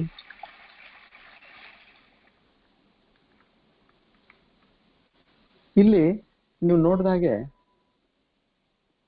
ಯಾವಾಗ ನಿಮ್ಮ ವಿಚಾರ ಆ ಒಂದು ನೀರಿನ ಮೇಲೆ ಇತ್ತು, ಆ ಹರಿಯುವ ನೀರಿನ ಮೇಲೆ, ಆ ಶಬ್ದದ ಮೇಲೆ, ಕೆಲವು ಕ್ಷಣಕ್ಕೆ ನಿಮ್ಗೆ ಈ ಅನುಭವ ಆಗಿರ್ಬೋದು, ಯಾರೋ ಒಂದು ಬೇರೆ ವ್ಯಕ್ತಿ ಅಲ್ಲಿ ಕೂತ್ಕೊಂಡು ಇದನ್ನ ಆ ನದಿ ದಂಡೆ ಮೇಲೆ ಈ ಶಬ್ದನ ಕೇಳಿಸ್ಕೊಂತ ಇದ್ದಾನೆ, ನಾನು ಅದನ್ನ ನೋಡ್ತಾ ಇದ್ದೀನಿ. ಯಾರು ನಾನು ಅಂದ್ರೆ ಯಾರು? ನಾನು ಸಾಕ್ಷಿಯಾಗಿ ಇಲ್ಲಿ ನೋಡ್ತಾ ಇದ್ದೀನಿ ಅಂತ ಹೇಳಿ. ಸೊ ಇದೇ ತರ ನೀವು ಬೇರೆ ಬೇರೆ ಪಕ್ಷಿಗಳನ್ನ ನೋಡ್ಕೊಂಡು, ಇಲ್ಲ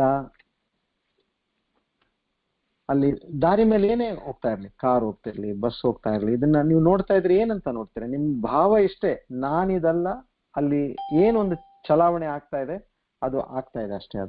ಅದು ನನಗೆ ಸಂಬಂಧ ಇಲ್ಲ, ಅದರಿಂದ ಒಳ್ಳೇದಾಯ್ತು ಕೆಟ್ಟದಾಯ್ತು ನನಗೇನು ಸಂಬಂಧ ಇಲ್ಲ ಅಂತ ನೀವು ಆ ಒಂದು ಡಿಸ್ಟೆನ್ಸ್ ನ ನೀವು ಅಲ್ಲಿ ತಗೊಂಡ್ ಬರ್ತಾ ಇದ್ದೀರಾ. ಇದು ವಿಚಾರ ಸಂಯತ, ಸಮ್ಯಕ್ ನಿರೀಕ್ಷಣ ಅಂತ ಹೇಳಿದ, ಅಂದ್ರೆ ರೈಟ್ ಅಬ್ಸರ್ವೇಷನ್. ಇದು ನಮ್ಮಲ್ಲಿ ಬೆಳೆಸ್ಬೇಕು ನಾವು. ಸೊ ಪ್ರತಿಯೊಂದು ಕಾರ್ಯ ಮಾಡ್ಬೇಕಾದ್ರೆ ಇದು ನಾನು ಮಾಡ್ತಾ ಇಲ್ಲ, ಫಸ್ಟ್ ಸ್ಟೆಪ್ ನಿಮ್ಗೆ ಹೇಳಿದಾಗೆ ಇದು ನಾನು ಮಾಡ್ತಾ ಇಲ್ಲ, ಇದು ಪರಮಾತ್ಮ ನನ್ನಲ್ಲಿ ನಿಂತು ಈ ಕೆಲಸ ಮಾಡ್ತಾ ಇದ್ದಾನೆ ಅಂದ್ರೆ ಏನಾಯ್ತು? ಅವಾಗ ಮನಸ್ಸಿನಲ್ಲಿ ಇರ್ತಕ್ಕಂತ ಒಂದು ಅಹಂ ಏನಿದೆ ಅಲ್ಲ, ಅದ್ರ ಕೆಲಸ ಅದೇ, ನಾನು ನಾನು ನಾನು ಅನ್ನೋದೇ ಅದ್ರ ಕೆಲಸ. ಅದನ್ನ ನೀವು ಒಡೆದಾಕ್ತಾ ಇದ್ದೀರ ನಿಧಾನಕ್ಕೆ. ಸೊ ಅದನ್ನ ಮಾಡ್ತಾ ಮಾಡ್ತಾ ಏನಿದೆ, ನೀವ್ ಹೇಳ್ಬೇಕು, ಇದು ಕರ್ತೃತ್ವ ಭೋಕ್ತೃತ್ವ ನಂದೇನು ಇಲ್ಲ, ಇಲ್ಲಿ ನನ್ನಲ್ಲಿ ಇರ್ತಕ್ಕಂಥ ಶುದ್ಧ ಚೈತನ್ಯ ಪರಮಾತ್ಮನೇ ಸತ್ಯ, ಇದೆಲ್ಲ ಮಿಥ್ಯ. ಮಿಥ್ಯ ಅಂದ್ರೆ ಏನು? ಇವತ್ತಿದೆ ನಾಳೆ ಇಲ್ಲ. ಇದೆಲ್ಲ ನಾವು ನೋಡಿದೀವಲ್ಲ, ಯಾರನ್ನೋ ಇವತ್ತು ನೋಡಿರ್ತೀವಿ, ಮುಂದಿನ ವಾರ ನೋಡಿರಂಗಿಲ್ಲ, ಇಲ್ಲ ನಾಳೆನೇ ನೋಡಿರಂಗಿಲ್ಲ, ಬೆಳಿಗ್ಗೆ ನೋಡಿರ್ತೀವಿ, ಸಾಯಂಕಾಲ ನೋಡಂಗಿಲ್ಲ. ಸೊ ಈ ದೇಹದ ಮಿಥ್ಯ ಅನ್ನೋದು ನಮಗೆ ಚೆನ್ನಾಗಿ ಅರಿವಾಗಿದೆ, ಅದನ್ನ ನಾವು ಮನಸ್ಸಿನಲ್ಲಿ ಉಳಿಸ್ಕೋಬೇಕು. ಓಕೆ, ಇವತ್ತಿಗೆ ಇಲ್ಲಿಷ್ಟು ಮುಗಿಸಿ ಇವಾಗ ಕ್ವೆಶನ್ ಆನ್ಸರ್ಸ್ ಇವಾಗ ಶುರು ಮಾಡೋಣ. ಯಾರಿಗೇನು ಕ್ವೆಶನ್ಸ್ ಇದೆ ದಯವಿಟ್ಟು ಕೇಳಿ.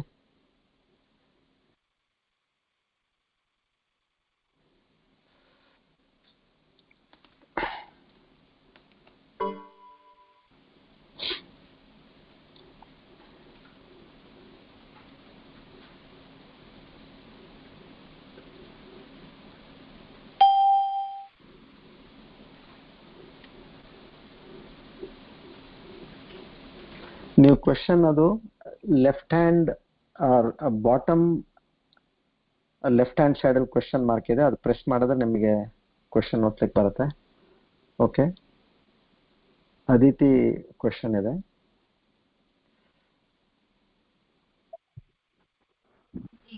ಹಾ ಅದಿತಿ ಹೇಳಮ್ಮ. ನಿನ್ನೆ ಕ್ವೆಶನ್ ಕೇಳ್ಬೋದಾ? ಕೇಳ್ರಿ ಕಾಕ. ಅಂದ್ರೆ ನೀವು ವಿಚಾರ ಮಾಡ್ತಾ ಇದೀರ ಅಂತ ಹೇಳಿ ಬಹಳ ಸಂತೋಷ ನನಗೆ. ನೀವು ವಿಚಾರ ಮಾಡ್ತಾ ಇರಿ. ನಿನ್ನೆದ ಯಾಕೆ ನೀವು 4 ದಿವಸದ ಮುಂಚಿದ್ದು ಕೇಳಿದ್ರು ತಪ್ಪಿಲ್ಲ. ಅಲ್ಲ, ಕ್ಲೋಸ್ ಆಗೋಕ್ಕಿಂತ ಮುಂಚೆ ಒಂದು ಸೆಂಟೆನ್ಸ್ ಇನ್ಫಿನಿಟಿ ಅಂತ ಯಾವ್ದೋ ಒಂದು ಸೆಂಟೆನ್ಸ್ ಹೇಳಿದಿ. ಇನ್ಫಿನಿಟಿ ಅಂದ್ರೆ ಅದು ಕನ್ನಡದಲ್ಲಿ ಅನಂತ. ಇನ್ಫೈನೈಟ್ ಅಂದ್ರೆ ಅನಂತ ಕಾಕ. ಇದು ನಾನು ಪೂರ್ಣಮದ ಪೂರ್ಣಮಿದಂ ಅಂತ ಏನ್ ನಾನು ಇದು ಮಂತ್ರ ಇದೆಯಲ್ಲ, ಈಶಾ ಉಪನಿಷತ್ತು, ಅಂದ್ರೆ ಈ ಭಗವಂತನ ಎಲ್ಲಾ ಸ್ವರೂಪ ಅನಂತನೇ. ಅನಂತನಿಂದ ಅದು ಅನಂತ, ಇದು ಅನಂತ. ಅನಂತ ಬಂತು ಅನಂತದಿಂದ. ಯಾವಾಗ ನಮಗೆ ಈ ಒಂದು ಅನಂತದ ಒಂದು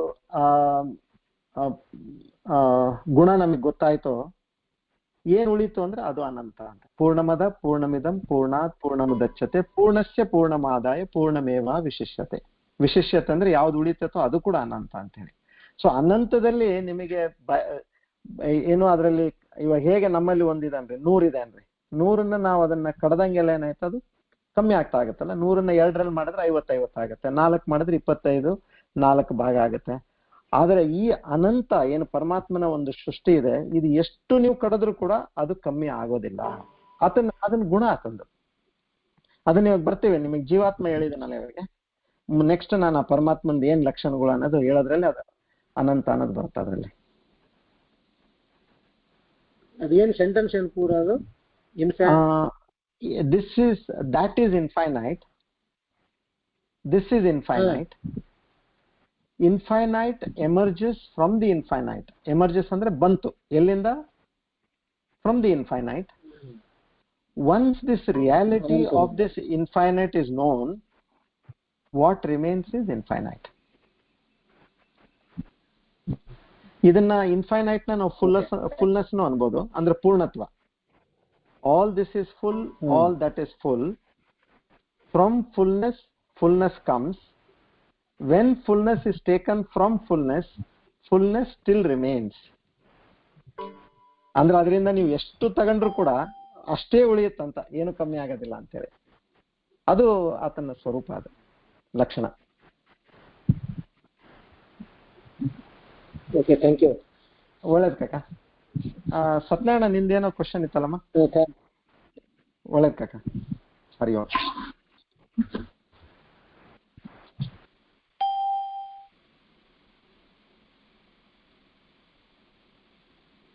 ಸತ್ಯನಾರಾಯಣ ಲಾಗೌಟ್ ಆಗೈತೇನೋ? ನಿನ್ ಕ್ವಶನ್ ಕೇಳೋಣ.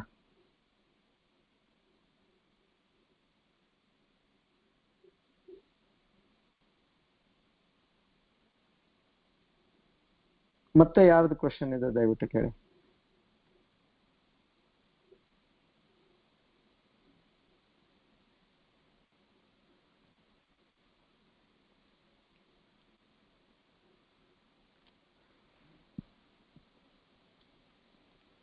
ಓಕೆ ಅಮ್ಮ, ಸತ್ಯ ತೊಂದರೆ ಇಲ್ಲ.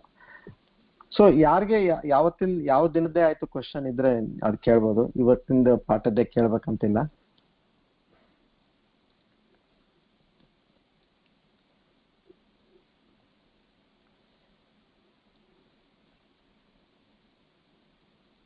ಇನ್ನೂ 1 ನಿಮಿಷ ನೋಡೋಣ, ಕ್ವಶನ್ ಬಂದ್ರೆ ಅದನ್ನ ಮಾಡಿ.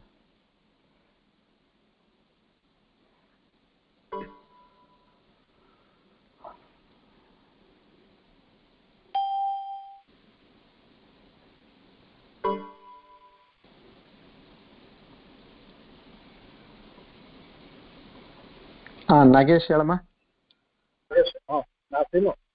ಹೇಳಮ್ಮ. ಹಲೋ. ಹೇಳ್ರಿ. ನಮಸ್ಕಾರ, ಹೇಳ್ರಿ. ಅದು ಮೊನ್ನೆ ಕನಸಿನ ಬಗ್ಗೆ ಹೇಳಿದ್ರಲ್ವಾ? ಈಗ ನಿಜದ ಎಚ್ಚರಕ್ಕೆ ಬರ್ಬೇಕಂದ್ರೆ ಇದು ಒಂದು ಕನಸ ರೀತಿನೇ ತಗೋಬೇಕು ಅಂತ. ಹೌದ್ರಿ. ಅದು ನಾವು ಕನ್ಸಂದ್ರೆ ಅದು ನಾವು ಯಾವ ಪ್ರಯತ್ನ ಇಲ್ದೇನೆ ಯಾವ ಪ್ರಯತ್ನ ಇರಲ್ಲ ನಮ್ದು, ತಾನಾಗೆ ಹೋಗಿರ್ತೀವಿ. ಆಮೇಲೆ ಯಾವ ಪ್ರಯತ್ನ ಇದೆ, ಯಾವ್ದು ನಾಲೆಜ್ ಇಲ್ದೇನೆ, ಯಾವ್ದು ಇದಿಲ್ದೇನೆ ನಾವಾಗೆ ಈ ಎಚ್ಚರಕ್ಕೆ ಬಂದಿರ್ತೀವಿ. ಕರೆಕ್ಟ್. ಆದ್ರೆ ಈ ಎಚ್ಚರದಿಂದ ನಿಜದ ಎಚ್ಚರಕ್ಕೆ ಹೋಗ್ಬೇಕು ಅಂದ್ರೆ ತುಂಬಾ ಪ್ರಯತ್ನ ಬೇಕಲ್ವಾ? ಅದು ಸರಿ ಹೋಗುತ್ತೆ. ಅದೇ ಅದನ್ನೇ ಇವಾಗ ನಾವಿಲ್ಲಿ ಸಾಧನೆ ಮಾಡ್ತಾ ಇರೋದು.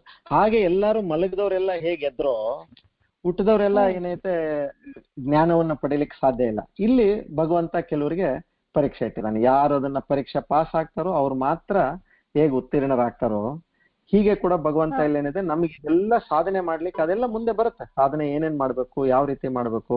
ಫಸ್ಟ್ ನಮ್ದೇನಿದೆ ಅಹಂನ ಅದು ಬರುತ್ತೆ ಮುಂದೆ. ಅಹಂನ ತೆಗಿಬೇಕು, ಒಂದು ಕರ್ತೃತ್ವ ಭೋಕ್ತೃತ್ವ ಬಿಡ್ಬೇಕು. ಆಮೇಲೆ ನಮ್ಮಲ್ಲಿ 6 ಷಡ್ರಿಪುಗಳು ಏನಿದಾವೆ. ಷಡ್ರಿಪು ಅಂದ್ರೆ 6 ಕೋಟೆ, ನಮಗೆ ಹೊರಗ್ ಬರ್ಲಾರ್ದಂಗೆ ನಮಗೆ ಕೋಟೆ ಗಟ್ಕೊಂಡಂಗೆ. ಏನು ಕಾಮ, ಕ್ರೋಧ, ಲೋಭ, ಮೋಹ, ಮದ, ಮಾತ್ಸರ್ಯ, ಇದರಿಂದ ನಾವು ಹೊರಗ್ ಬರ್ಬೇಕು. ಆಮೇಲೆ ಚಿತ್ತ ಶುದ್ಧಿ ಮತ್ತೆ ಚಿತ್ತ ಏಕಾಗ್ರತ, ಇವನ್ನ ನಾವು ನಮ್ಮಲ್ಲಿ ಬೆಳೆಸ್ಕೋಬೇಕು. ಸೊ ಇಲ್ಲಿ ಈ ತರ ಅವ್ರೇನಿದೆ ಸಾಧನೆಗಳು ನಮ್ಗೆಲ್ಲ ಕೊಟ್ಟಿದ್ದಾರೆ. ಏನ್ರೆ ಈ ಸಾಧನೆ ನಾವು ಹೇಗ್ ಮಾಡ್ತಾ ಹೋಗ್ತೀವಿ ಆ ಪ್ರಕಾರ ನಮಗೆ ಒಂದೊಂದೇ ಹೆಜ್ಜೆ ನಾವು ಮುಂದೆ ಹೋಗ್ತೀವಿ ಇದ್ರಲ್ಲಿ. ಸೊ ಅದು ಮುಂದೆ ಗೀತೆಯಲ್ಲಿ ಬರೋದು ಎಲ್ಲ ಇದನ್ನ ಈ ವಿಷಯಗಳೆಲ್ಲ ಬರುತ್ತೆ ಇದ್ರಲ್ಲಿ. ಏನ್ರಿ ಇದಕ್ಕೆ 4-fold ಕ್ವಾಲಿಫಿಕೇಶನ್ ಅಂತಾರೆ ಆಕ್ಚುಲಿ. ಏನ್ರಿ ಸೊ ಇದು ವೈರಾಗ್ಯ ಬೇಕು, ಭಕ್ತಿ ಬೇಕು, ಆಮೇಲೆ ನಮಗೆ ಉಪರಮ, ಶಮ, ಶ್ರದ್ಧಾ, ಸಮಾಧಾನ. ಸೊ ಇವೆಲ್ಲ ನಮಗೆ ಹೇಗೆ ನಾವು ಈ ಗುಣಗಳನ್ನ ನಾವು ನಮ್ಮಲ್ಲಿ ಬೆಳೆಸ್ತಾ ಹೋಗ್ತೀವೋ ಆ ರೀತಿ ನಮ್ಮಲ್ಲಿ ಆ ಭಗವಂತನಿಗೆ ಹತ್ರ ಆಗ್ತಾ ಹೋಗ್ತೀವಿ. ಅಂದ್ರೆ ಈ ಬೇಸಿಕ್ಲಿ ನಾವು ಅಹಂಕಾರ ತೆಗಿಲಿಕ್ಕೆ ಸಾಧ್ಯ ಉಂಟು. ಹೌದು. ಇವೆಲ್ಲ ವಿಚಾರದಿಂದ, ಇವೆಲ್ಲ ಪ್ರಯತ್ನದಿಂದ, ಅಧ್ಯಾಯದಿಂದ ಇವೆಲ್ಲ ನಾವು ಸ್ವಪ್ರಯತ್ನದಿಂದ ನಿಜದ ಎಚ್ಚರಕ್ಕೆ ಹೋಗ್ಬೋದು. ಆದ್ರೆ ನಾನ್ ತಿಳಿದಿರೋ ಪ್ರಕಾರ ಕನಸಂದ್ರು ಕೂಡ ಅದು ಕೂಡ ಒಂದು ನಿಶ್ಚಿತವಾದ ಒಂದು ಸಮಯ ಅಂತಾನೆ ಅಂತಾರೆ. ಕನಸು ಬೀಳಕ್ಕೂನು ಒಂದ್ ಕಾರಣ ಇರುತ್ತೆ, ಅದನ್ನ ಎಂಡ್ ಆಗಕ್ಕೂನು ಕೂಡ ಅದು ಒಂದು ಭಗವಂತನ ಪ್ರೇರಣೆಯಿಂದಾನೇ ಹೊರಗೆ ಬಂದಿರ್ತೀವಿ ನಾವು. ಅಲ್ಲಿ ಸ್ವಪ್ರಯತ್ನ ಇಲ್ಲ ಆಕ್ಚುಲ್ ಆಗಿ. ಅದೇ ತರ ಅದಕ್ಕೂ ಆಗತ್ತೆ ಇದ್ದಾರೆ. ಬಟ್ ನಾವು ಸ್ವಪ್ರಯತ್ನ ಅದು ನಮಗೆ ಆ ಶಕ್ತಿ ನಮಗೊಂದು ಉತ್ಸಾಹ ನಮಗ್ ಬೇಕು ಅನ್ನೋ ತರ ಮನಸ್ಸಲ್ಲಿ ಬರುತ್ತೆ ಅಂತ ಕಾಣುತ್ತೆ ಮೋಸ್ಟ್ಲಿ. ಆತರ ಇಲ್ಲ ನಿಮ್ಗೆ ಹೇಳ್ತೇನೆ, ಇದು ಕನಸಿನ ವಿಷಯಕ್ಕೆ ಸಾಕಷ್ಟು ಪುಸ್ತಕಗಳಿದಾವೆ. ಅದಕ್ಕೆ ಕನ್ಸಲ್ಟೆಂಟ್ಸ್ ಕೂಡ ಇದ್ದಾರೆ. ಏನ್ರಿ ಅದು ಬೇರೆ. ಆದ್ರೆ ಶಾಸ್ತ್ರದ ಪ್ರಕಾರ ನಾನು ಏನ್ ಹೇಳ್ತಾ ಇದೀನಲ್ಲ, ಅಲೌಕಿಕ ವಿಷಯ ವೇದ ಪ್ರಮಾಣಂ. ಯಾವ್ದು ಲೌಕಿಕ ಅಲ್ಲ. ಇವಾಗ ನಾವು ಲೌಕಿಕ ಕನಸಿನ ಬಗ್ಗೆ ನಾವು ಮಾತಾಡ್ತಾ ಇಲ್ಲ. ನಾವು ಅಲೌಕಿಕವಾಗಿ ನಮಗೆ ವೇದಗಳು ಏನ್ ನಮ್ಗೆ ಹೇಳುತ್ತೆ, ಕನಸು ನೀವು ದಿನದಲ್ಲಿ ಏನೇನು ವಿಚಾರ ಮಾಡಿರ್ತೀರಿ, ಏನೇನು ಕಲ್ಪನೆ ಮಾಡಿರ್ತೀರಿ, ಇಲ್ಲ ಏನೇನು ಊಹೆ ಮಾಡಿರ್ತೀರಿ, ಇದೆಲ್ಲ ಏನಿದೆ ಒಂದು ಡಿಸ್ಟಾರ್ಟೆಡ್ ಫಾರ್ಮ್ ಅಲ್ಲಿ ಅದು ನಿಮಗೆ ಕನಸಾಗಿ ಬರುತ್ತೆ. ಕನಸಿನಲ್ಲಿ ಇವಾಗ ಹೇಗೆ ನೀವು ಇವಾಗ ಎಚ್ಚರಾಗಿದ್ದೀವಲ್ಲ, ನಾವು ಎಚ್ಚರ ಸ್ಥಿತಿಯಲ್ಲಿ ಇದೆ, ವೇಕಿಂಗ್ ಸ್ಟೇಟ್ ಅಲ್ಲಿ. ನಮಗೆ ದೇಹ ಇದೆ, ಮನಸ್ಸಿದೆ, ಮತ್ತೆ ಪಂಚೇಂದ್ರಿಯಗಳು ನಮಗೆ ಕೆಲಸ ಮಾಡ್ತಾ ಇದಾವೆ. ಹೌದಾ? ಕನಸಿನಲ್ಲಿ ಏನಾಗತ್ತಂದ್ರೆ ನೆಕ್ಸ್ಟ್ ಲೆವೆಲ್ ಡ್ರೀಮ್ ಸ್ಟೇಟ್ ಅಲ್ಲಿ ನಮಗೆ ದೇಹ ಇದೆ, ಮನಸ್ಸಿದೆ, ಆದ್ರೆ ಪಂಚೇಂದ್ರಿಯಗಳು ಇಲ್ಲ, ಇಂದ್ರಿಯಗಳು ಕೆಲಸ ಮಾಡಂಗಿಲ್ಲ ಕನಸಿನಲ್ಲಿ. ಇದೇ ಕಾರಣದಿಂದ ಕನಸಿನಲ್ಲಿ ನೀವ್ ಏನ್ ಮಾಡಿದ್ರು ಕೂಡ ನಿಮಗೆ ಪಾಪ ಪುಣ್ಯ ಹತ್ತೋಂಗಿಲ್ಲ. ನೀವ್ ಎಂತ ಒಂದು ದೊಡ್ಡ ಪುಣ್ಯದ ಕೆಲಸ ಮಾಡಿದ್ರು ನಿಮಗೆ ಪುಣ್ಯ ಬರೋದಿಲ್ಲ, ಎಂತ ಒಂದು ದೊಡ್ಡ ಪಾಪದ ಕೆಲಸ ಮಾಡಿದ್ರು ಪಾಪ ಬರೋದಿಲ್ಲ. ಸೊ ಇದರಿಂದಾನೇ ನಿಮಗೆ ಗೊತ್ತಾಗುತ್ತೆ ಇಲ್ಲಿ ಕರ್ತೃತ್ವ ಭೋಕ್ತೃತ್ವ ಏನೂ ಇಲ್ಲ ನಿಮ್ದಲ್ಲಿ. ಆಮೇಲೆ ಮೂರನೇ ಸ್ಥಿತಿ ನೀವೇನಿದೆ ಡೀಪ್ ಸ್ಲೀಪ್ ಅಂತೀವಲ್ಲ, ಸೊ ಆ ಒಂದು ಸ್ಥಿತಿಯಲ್ಲಿ ಏನಾಗುತ್ತೆ, ದೇಹ ಮಾತ್ರ ಇದೆ, ಅಲ್ಲಿ ಮನಸ್ಸುನು ಇಲ್ಲ, ಮತ್ತೆ ಇಂದ್ರಿಯಗಳು ಇಲ್ಲ ಅಲ್ಲಿ. ಸೊ ಈ ಸ್ಥಿತಿಗಳು ಇನ್ಫ್ಯಾಕ್ಟ್ ಇದನ್ನ ನಾನು ನೆಕ್ಸ್ಟ್ ಇದನ್ನ ತಗಂತಾ ಇದ್ದೇನೆ. ಇವಾಗ ಏನಾಗಿದೆ ನಮ್ಗೆ ಇನ್ನ ನಾನು ಕವರ್ ಮಾಡ್ಬೇಕಾದ್ದು ಇಲ್ಲಿ 3 states ಆಫ್ ಲಿವಿಂಗ್ ಏನಿದೆ ಅದನ್ನ ಕವರ್ ಮಾಡ್ಬೇಕು, ಪಂಚಕೋಶಗಳನ್ನ ಕವರ್ ಮಾಡ್ಬೇಕು, ತ್ರಿಗುಣಗಳ ಕವರ್ ಮಾಡ್ಬೇಕು. ಸೊ ಇವೆಲ್ಲ ನಮ್ದ್ರಲ್ಲಿ ಏನಿದೆ, ನಮ್ಮನ್ನ ನಾವು ಮೊದ್ಲು ಅರ್ಥ ಮಾಡ್ಕೋಬೇಕು. ಅದಕ್ಕೆ ನಾನು ಇಷ್ಟೆಲ್ಲ ಇದು ಮಾಡ್ತಾ ಇರೋದು. ನಮ್ಮ ಮನಸ್ಸಿನಲ್ಲಿ ಏನು 4 ಫ್ಯಾಕಲ್ಟೀಸ್ ಏನಿದೆ, ಆಮೇಲೆ ನಮ್ದು ಯಾವ್ದಾವ್ದು ಸ್ಟೇಟ್, ವೇಕಿಂಗ್ ಸ್ಟೇಟ್ ಇದೆ, ಡ್ರೀಮ್ ಸ್ಟೇಟ್ ಇದೆ, ಡೀಪ್ ಸ್ಲೀಪ್ ಸ್ಟೇಟ್ ಇದೆ, ನಮ್ಮಲ್ಲಿ ಪಂಚಕೋಶಗಳು. ಸೊ ಇವನ್ನೆಲ್ಲ ತಿಳ್ಕೊಂತ ಹೋದಷ್ಟು ನಮಗೆ ಈ ಪ್ರಾಬ್ಲಮ್ನ ಯಾವ ರೀತಿ ನಾವು ಅದನ್ನ ಸಾಲ್ವ್ ಮಾಡ್ಬೇಕನ್ನೋದು ನಮ್ಗೆ ಹೆಚ್ಚಿನ ಒಂದು ಆಸಕ್ತಿ ಬರುತ್ತೆ. ಹೌದು. ಜ್ಞಾನ ಎಷ್ಟೆಷ್ಟು ಜ್ಞಾನ ಪಡೆದಂಗೂ ನಮಗೆ ಅಷ್ಟು ಕ್ಲಾರಿಟಿ ಆಗ್ತಾ ಹೋಗುತ್ತೆ. ಇದು ಅಷ್ಟು ಈಸಿ ಅಲ್ಲಲ್ಲ. ಇದು ನಾವು ಏನಂದ್ರೆ ಈ 10 ಮೌಂಟ್ ಎವರೆಸ್ಟ್ ಹತ್ತದಂಗೆ ಆ ಒಂದು ಸ್ಥಿತಿಗೆ ಇದಕ್ಕೆ ಹೋಗೋದು ಸಾಮಾನ್ಯ ಜನರ ಕೈಲಿ ಸಾಧ್ಯ ಇಲ್ಲ. ಇದು ಎಷ್ಟು ನಮ್ದು ನಿಷ್ಠೆ ಭಕ್ತಿ ಇರುತ್ತೋ ಅಷ್ಟು ನಮಗೆ ಇದು ಮಾಡ್ಲಿಕ್ಕೆ ಉಂಟು. ಆಗ್ಲಿ ಎಷ್ಟು ನಾವು ಕೇಳ್ತೀವಿ, ತಿಳ್ಕೊಂತೀವಿ ಅಂದ್ರೆ ಡೇ ಟು ಡೇ ಲೈಫ್ ಅನ್ನ ನಾವ್ ಎಷ್ಟು ಅಳವಡಿಸ್ಕೊಂಡಿದೀವಿ, ಹೆಂಗ್ ಬದುಕ್ತೀವಿ ಬಹಳ ಆಗುತ್ತೆ. ಸೊ ಒನ್ ಡೇ ನಲ್ಲಿ ತಿಳ್ಕೊಳೋದಲ್ಲ, every day every second we have to live in that. ಇದ್ರಲ್ಲಿ ನಾವು ಅರ್ಥ ಮಾಡ್ಕೊಂಡು ಹೋಗ್ತಿರ್ಬೇಕು. ಹೌದು. ಇನ್ಯಾರ್ದಾದ್ರೂ ಕ್ವಶನ್ ಇದೆಯಾ? ಓಕೆ ಅವರೇ, ಥ್ಯಾಂಕ್ ಯು.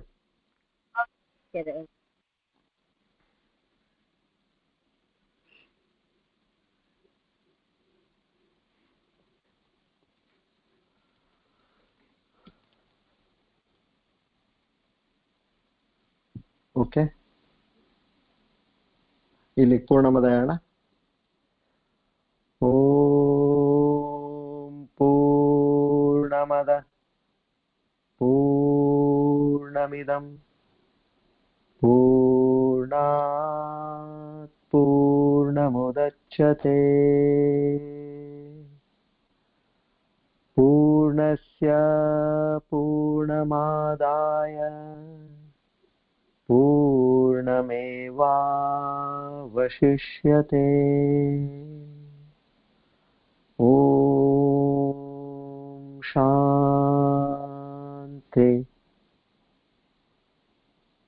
ಶಾಂತಿ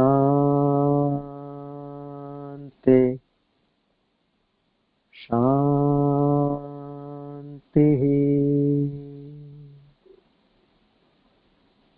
ಹರಿ ಓಂ ತತ್ಸತ್. ಶ್ರೀ ಚಿನ್ಮಯ ಸದ್ಗುರವೇ ನಮಃ. ಶ್ರೀ ಕೃಷ್ಣಾರ್ಪಣಮಸ್ತು.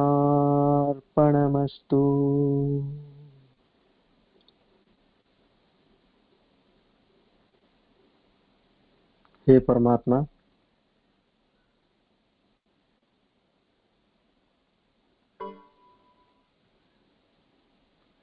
ನಮ್ಮ ಈ ಒಂದು ಅಜ್ಞಾನವನ್ನು ನೀನೇ ದೂರ ಮಾಡಲಿಕ್ಕೆ ಸಾಧ್ಯ ಉಂಟು. ನಿನ್ನಲ್ಲಿ ಅಪಾರ ಭಕ್ತಿ ಮತ್ತು ಪ್ರೇಮದಿಂದ ನಾವು ಕೇಳ್ಕೊಳ್ಳೋದಷ್ಟೇ, ನಮಗೆ ಜ್ಞಾನಾರ್ಜನೆ ಆಗಿ ನಮ್ಮ ಜೀವನ ಸಫಲವಾಗಿ. ಓಂ ತತ್ಸತ್. ಎಲ್ಲರಿಗೂ ನಮಸ್ಕಾರ. I am signing off.